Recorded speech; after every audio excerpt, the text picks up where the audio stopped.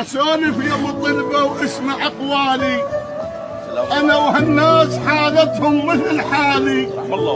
قبل سامع اهلنا تقول كان الضيف اذا يتشب له خير يامر وغالي، وانت اشرف من الخيرين والزينين واشرف من عمامي وتسول بخالي. اذا حاتم قبل يذبح ورث للضيف، اذا حاتم قبل يذبح ورث للضيف، اريدك تذبح الحاجات اللي ببالي. انا فارش عباتي قبالك وما اروح او تخلص حاجتي وعود البس عقالي. يا المسجون جيتك وانا هم مسجون، يا المسجون جيتك وانا هم مسجون. بسجن العوز ظلت دمعتي تلالي. اذا شتانك بذاك الوقت هارون، انا بهذا الوقت ما اعرف شتاني.